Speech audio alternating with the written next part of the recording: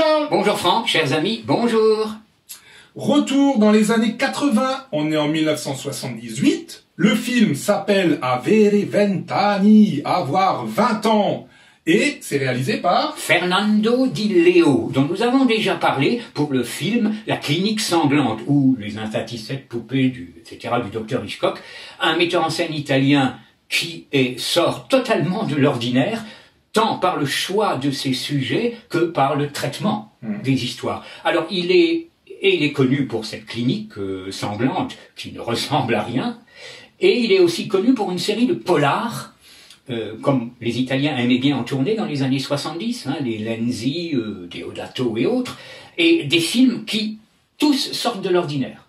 Milan calibre 9, extraordinaire film, avec une galerie d'acteurs là très bien dirigés, ce qui est important pour le cinéma italien. Mario Adorf, Gastone Moschin, Barbara Boucher, le boss avec le grand Henri Silva, Ursula l'anti-gang, plus parodique, avec Woody Strode, l'acteur noir, remarquable acteur noir chez John Ford, et Ursula Andress. Et donc, à la fin des années 70, cet ovni, Avere vent'anni. Histoire? Alors, Avere vent'anni, avoir 20 ans. Le film fait référence et commence d'ailleurs par une citation d'un écrivain, dont je ne me rappelle plus le nom, qui dit, grosso modo, il dit... si vous pensez vraiment qu'avoir 20 ans c'est le plus bel âge, là vous racontez n'importe quoi. Il le dit pas comme ça, mais bon voilà. Et on le retrouve dans la chanson du film, il y a une chanson où on retrouve ça, avoir 20 ans c'est l'âge des illusions, mais des illusions perdues. Oui, parce que grosso modo. Le film est vraiment ce passage des illusions aux illusions qui vraiment vont se perdre, et vraiment gravement à la fin d'ailleurs. C'est l'histoire de deux jeunes femmes qui vivent une espèce de libération sexuelle totale. Alors, elles vont à Rome, elles viennent, je sais pas, de la campagne, elles vont à Rome et vraiment elles sont en mode j'ai pas d'argent, j'ai envie de baiser, donc elles vont arriver dans une espèce de communauté un peu hippie, où là elles vont trouver des hommes, alors les hommes seront complètement fatigués, endormis, tout ce qu'on veut, mais elles vont quand même rester parce qu'elles ont un logement gratos. Et à un moment, la police va faire une descente dans cet endroit, et cet endroit va être fermé, et elles vont devoir retourner dans leur campagne. Et en retournant dans leur campagne, elles vont faire une halte dans un restaurant où il y a un repas de mafieux. Et là, on va basculer d'un coup dans le film vraiment frivole, érotique, machin et tout, au drame le plus terrible. Et la fin, autant vous le dire parce qu'on va en parler, parce que ce film ne se comprend que par rapport à la fin. À la fin, il va y avoir les mafieux vont violer ces femmes d'une façon inracontable. Ça va être une des fins les plus cruelles et les plus tragiques que j'ai eu l'occasion de voir au cinéma. Tout à fait d'accord, tout à fait d'accord. Donc c'est un film qui commence un peu dans l'esprit de ces comédies légères, un peu polissonnes de Max Pécasse, ou de certains metteurs en scène allemands qui en ont fait quelques-unes, dans La chaleur des nuits d'été, dont vous avez l'affiche derrière moi, par exemple. Et petit à petit, on glisse d'une insouciance, disons, sexuelle, vers le drame. Le tout sous réflexion quand même. Chez Max Pécasse, il n'y a pas beaucoup de réflexion. On part en vacances à Saint-Tropez dans un seul but, baiser. Oui. Alors, bien sûr, ce film, il faut le comprendre sous un aspect social. Et c'est un film qui est extrêmement particulier parce que Di Leo, il avait une volonté dans ce film et il voulait montrer que cette apparente libération sexuelle, en fait, n'est qu'une illusion. Et que au final, on reste dans une société très patriarcale, et qui n'est pas du tout ouverte et pas du tout prête à voir une femme pendant tout un film dire j'ai envie de baiser, j'ai envie de baiser. Alors malheureusement, cette intention qui est extrêmement louable chez Di Leo, elle va être extrêmement mal comprise. Le film ne s'explique que par la fin et que par ce viol absolument abominable. Sinon, on ne comprend rien au film. On a l'impression de voir un Max Pécasse. Et malheureusement, cette séquence va être censurée. Et le film n'est jamais sorti en salle en France, par exemple. Contrairement aux autres Di Leo, qui n'ont pas fait, qui faisaient des carrières dans les anciens et merveilleux cinémas de quartier. Alors, la distribution est intéressante. On va peut-être passer rapidement sur les hommes, parce que Di Leo n'est pas un bon directeur d'acteurs. Non, mais le casting... le casting est intéressant. Alors, on va citer deux acteurs masculins. Ray Lovelock, qui est un acteur intéressant, un blondinet, hein, qui est intéressant, qui a joué dans To Live Like a Man, To Die Like a Cop, que nous avons traité, de Ruggero Deodato, dans Le Pont de Cassandra, et dans pas mal de films italiens de genre. Et il y a Vittorio Caprioli, qui joue le Nazaréen. C'est pas Jésus de Nazareth, hein, je vous le dis tout de suite, le Nazaréen, acteur à gueule, hein, on peut dire, qu'on a vu en France, hein, qui a tourné dans Le Magnifique, dans L'aile ou la cuisse. Oh, séquence mythique. Séquence mythique. Voilà. Donc, des acteurs, mais ils sont pas bien dirigés.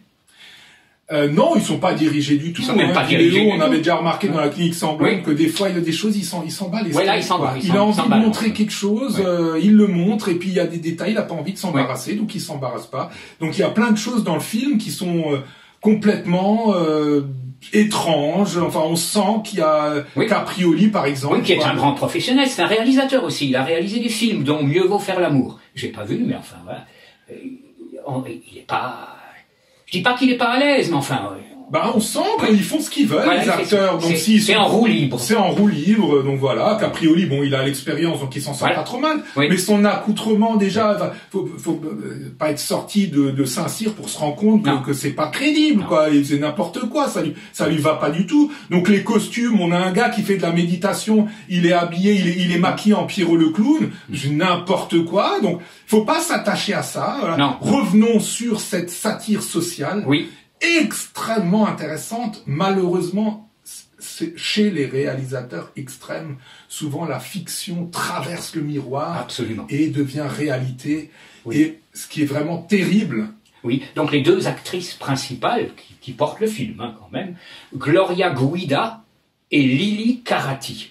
Alors, Gloria Guida, qui a tourné dans ce genre de film érotique à un petit budget qu'on diffusait en Italie dans les salles de quartier des années 70. Qui a d'ailleurs arrêté le cinéma par la suite. Et Lili Carati, alors là, c'est beaucoup plus dramatique, si je puis dire.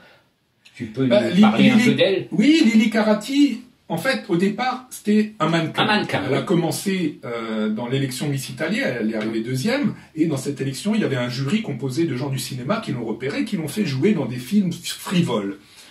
Elle et Gloria Guida ont eu une certaine renommée en Italie assez importante, et à ce moment-là, Di Leo les a pris pour faire ce film. Or, ce film, bon voilà, Lili Carati, pendant tout le film, a dit j'ai envie de baiser, c'est quoi ces mecs mous Enfin, vraiment, pour un Italien macho, le gars, il voit ça, il voit un film où là-dedans, les hommes, c'est des lopettes, voilà, et puis Lili Carati, elle se balade à un moment, elle va dans Rome, elle trémousse ses fesses en caméra cachée, les Romains, ils sont comme ça, et à la fin, les mafieux lui tombent dessus, elle se fait violer de manière terrible. Je peux même pas vous dire que, malheureusement, la réalité a rattrapé la fiction. C'est ça. Et Lili Carati a été sous l'emprise de gens assez malveillants pour elle, au point qu'elle est tombée dans la drogue, cannabis, cocaïne, héroïne. Et pour payer l'héroïne, toujours aller plus loin avec le sexe. Donc, elle a fait des films pornographiques. Voilà. Et à un moment, cette spirale héroïne-film pornographique est arrivée à un drame pratiquement comparable à la fin du film. Elle s'est défenestrée. Oui, c'est terrible. Donc là, on passe vraiment... Mais c'est comme dans le film. Enfin, la réalité est comme dans le film. Elle est tellement géniale, cette Lili Carati, tellement pleine de vie. Oui. Et puis, tout d'un coup, le destin bascule et on est dans le glauque absolu. Oui. Donc, elle est restée à l'hôpital pendant des mois et des mois. Oui. La bonne... finalement, le bon côté des choses, c'est qu'elle est sortie du porno et elle est sortie de la drogue. Elle est réapparue aux yeux du public. Un journaliste de la RAI l'a interviewée. Elle est passée pendant 1 heure en prime time sur la RAI où elle a parlé de son expérience. Et franchement, moi, j'avais les larmes aux yeux en disant « Waouh, cette femme comme le phénix a rené de ses cendres.